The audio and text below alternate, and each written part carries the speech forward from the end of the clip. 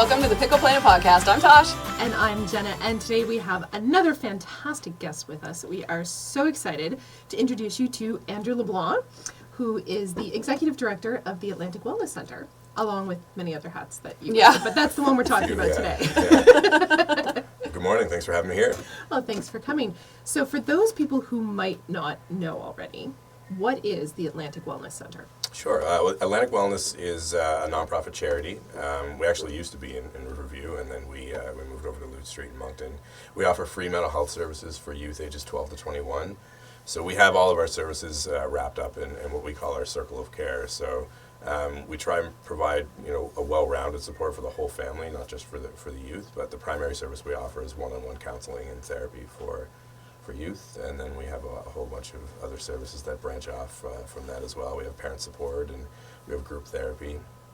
And then aside from the clinical piece, we also have a psychoeducation component as well. So we do a lot of presentations in schools and with community organizations, even some businesses on occasion as well. And just to promote mental health awareness and teach coping techniques and strategies and different things like that.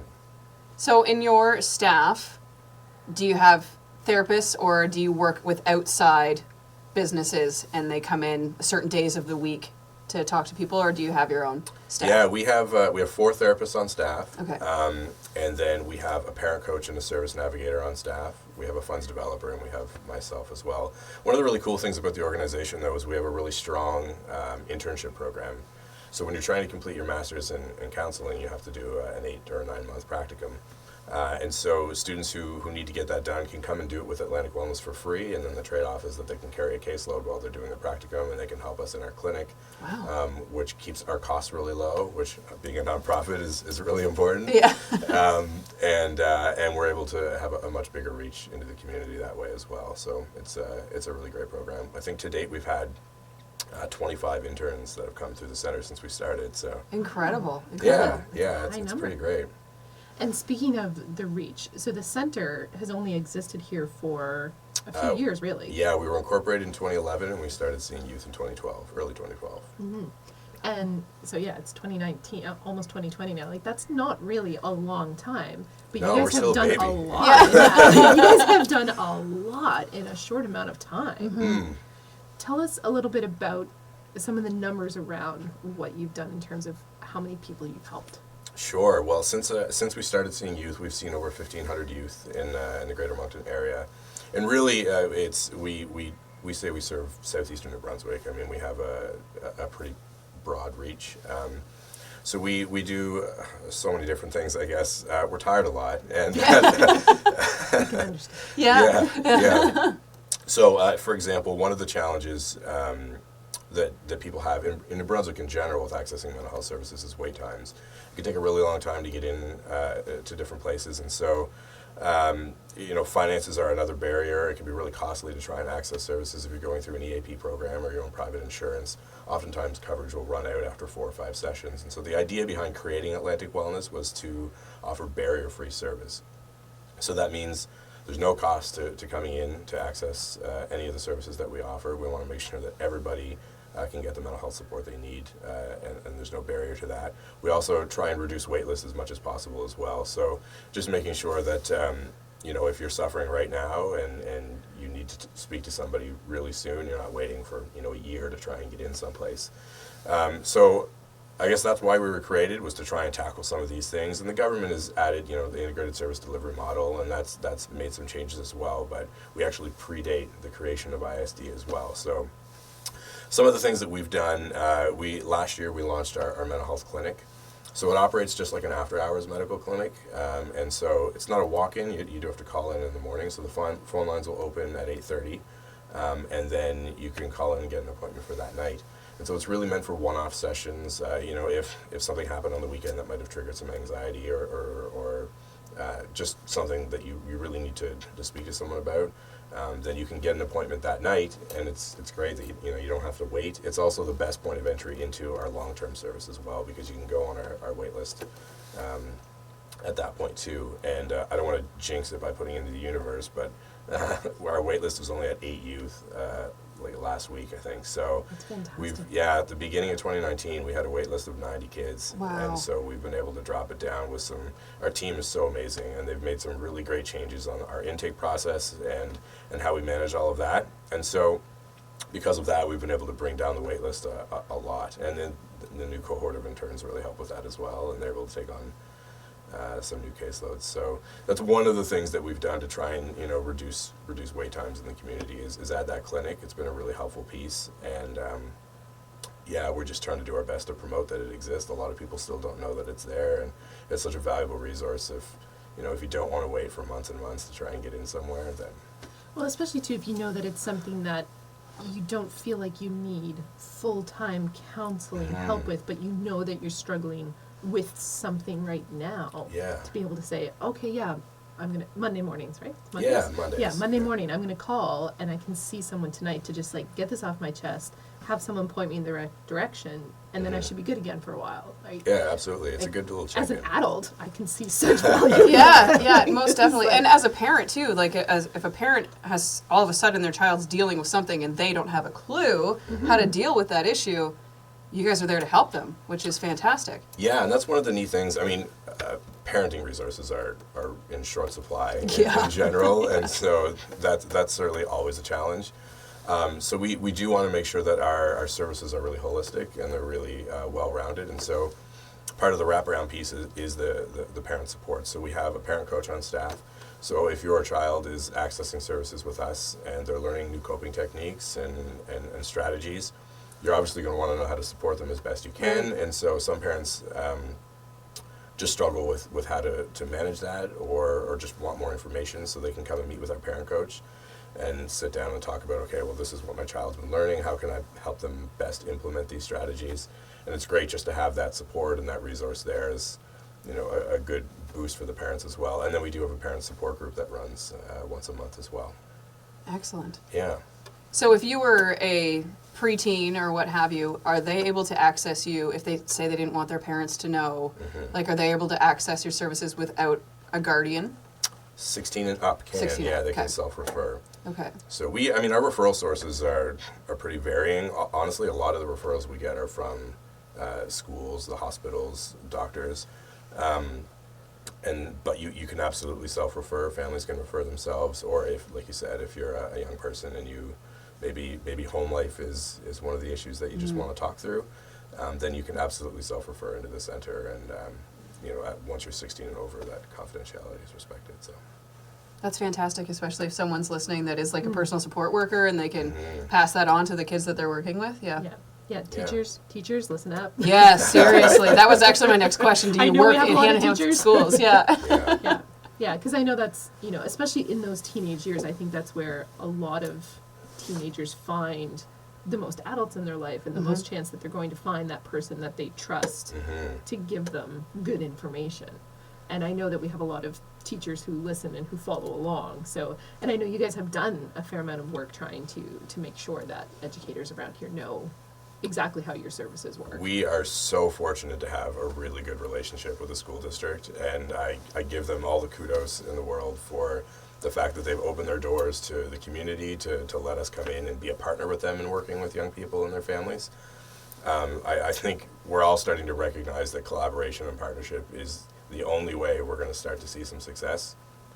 And even beyond the district, I think the government is starting to understand that a little bit, and still trying to figure out what that looks like. And I want us to look like money. That's right. Fair. Yeah. Yeah, you gotta visualize it, put it out there in the universe, so it'll happen. Yeah. Right? Absolutely, yeah. But we're a part of a network called the U-Turns Committee that the United Way runs, and it's a phenomenal network of agencies that are doing some great work around mental health in the community. And so you have agencies like Youth Impact that are a part of that, and then Boys and Girls Club, and a number of other, like YWCA, and a whole bunch of great people around the table. And so we're able to deal with more severe instances, and we ensure that there's really strong communication between the organizations, so that there's a whole network of support ready for you if a young person needs help. And it's pretty great. And it's been great to get everybody speaking the same language, advocating for the same sorts of things. And the United Way has done a phenomenal job connecting with ISD at the director level, and advocating with the province as well. So they've definitely opened some doors for us, and it's great to be a part of a really strong network like that. I think it's so important to have those, because otherwise you can have these organizations that are, doing fantastic things that are almost overlapping. Mm-hmm. Yeah. Whereas when you all come and sit down around the table and you're like, oh, you're doing that. Okay, you keep going there. Mm-hmm. I can focus here now because I know someone else is doing that. Yeah. And if you're all talking to each other, it's so much better for everyone in the community who needs those services to have everyone at the table talking about where the strengths are, where we can help each other.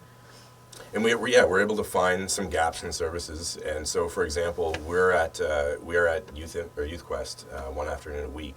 So it was kind of identified that there's some real need there for some support. And obviously, Youth Quest is dealing with a lot of challenging issues themselves. So we're able to send a therapist once a week to go and provide outreach therapy, which is great to be able to partner with our local agencies and do that, and we can help address needs. Another one we do, we're at JMA one morning a week. We had a number of referrals come in from the Salisbury area, and transportation was a really big challenge. It's hard for them to get to the center in Moncton, and so we thought, well, look, if the numbers are there and people need support, we can send a therapist to Salisbury, and so that's what we do. And we're not really that far away. It's what, 10-hour drive? Yeah, I know. It took me forever to get there this morning. No, but it's a big barrier if you're a teen or a family who lives outside of the village, trying to get all the way into Moncton and work it into your schedule. But you said to send one person from Moncton to Salisbury, that's a 15-minute drive. Yeah. Especially if one of those young people, maybe one of those ones that doesn't want parents to know that they're accessing services. Well, without parent support to get a drive to the center, sometimes that's not possible. So it's nice to be able to have the flexibility. But I think that's one of the good things about relying on the community to offer services like this, is that we do have flexibility.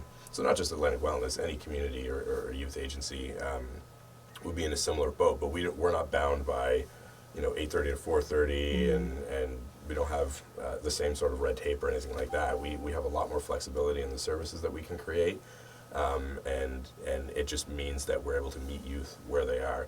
It doesn't mean that there's not really good things happening with ISD. There's some awesome things happening there. They're doing really, really great work, and we're really honored to have them as a partner. They collaborate with us really well, and they've been very open to have us be a part of some of those conversations.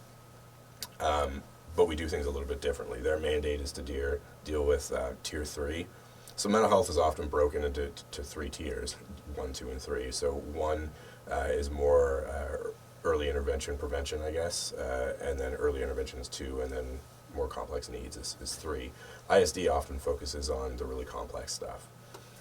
That's where the community can come in and deal with the Tier 1 and Tier 2, because oftentimes those youth are falling through the cracks, and they're not able to get service because the wait lists are filling up for all the complex cases. And so if you're at an early intervention or a prevention stage, I think that's where it gets really challenging to access services, because the resources just aren't there. ISD themselves, the government is saying we're understaffed, we don't have the people to fill the teams that we have, and so there's challenges all around, and we're just happy to be at the table and collaborating together. So I like to see the focus on any mental health, but youth mental health especially. So we're lucky enough that we grew up without all this social media nonsense, right? Yeah. So, I mean, plenty of us had our challenges through the 70s, 80s, 90s, whatever. But these kids now are seeing so much more that we did not have to deal with. So And being that constant. How do you escape it now? Like, there's no... Yeah, it's the dynamic in society has completely changed now with social media, and my daughter is going to be 4 in January, and I'm terrified for her to have to grow up, because I'm still trying to figure out how I live my life with social media. I have no idea how I'm going to parent her through all of that too. And I know there's going to be challenges along the way, but we see that shift. Even adults are now defining our self-worth via how many likes did I get on this picture, and my daughter's really cute. Why didn't I get 100 likes on that picture? It's the truth. We'll go like your picture, Andrew. That's really what I'm getting at.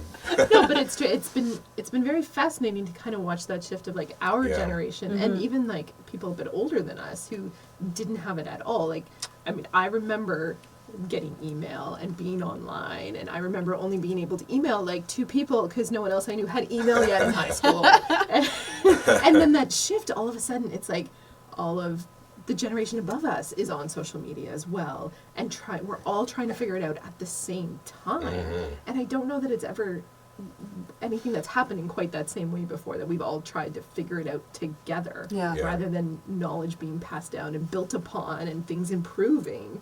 We're just all kind of thrown into it together now. Yeah, sink or swim. Yeah. That's.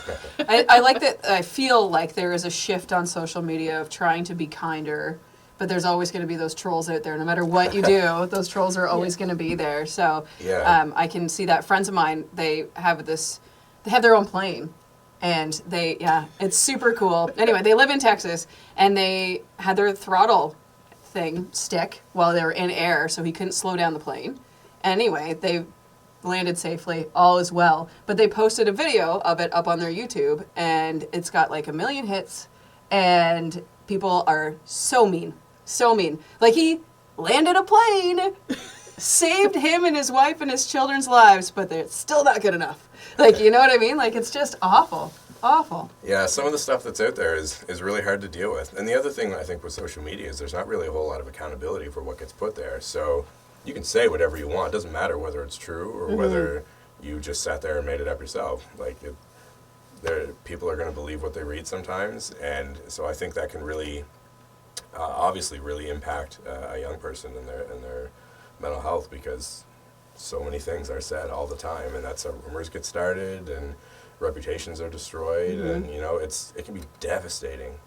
And like you said, we didn't have to deal with that necessarily. Yeah. So you can go home at the end of the school day and it was much easier to block it out and to just to take the people phone that off could, the receiver. well, and to people that could ground you and be like, no, it's we still believe this about you, and it's a very, very different situation than it was.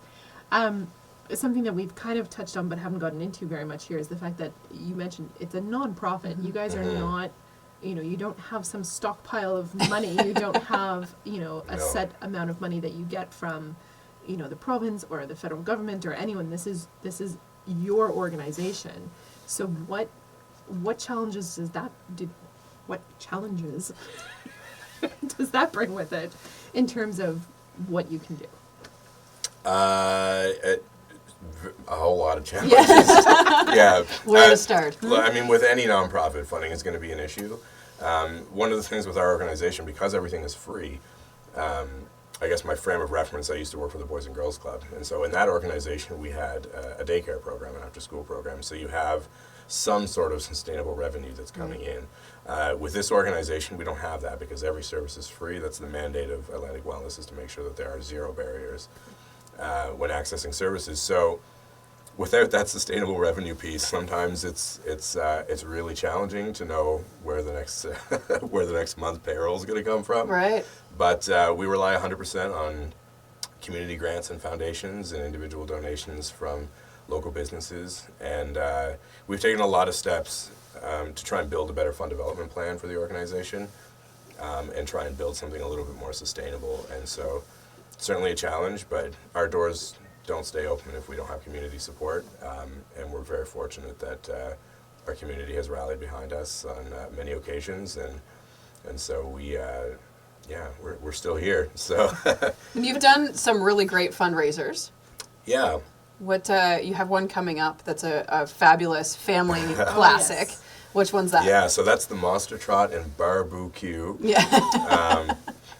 Very clever. Yeah. Did you come up with that? No, I did not. I cannot take credit for that. That predates me. I still remember the first time I saw a big sign for it. I was like, what is that? That sounds amazing. Yeah.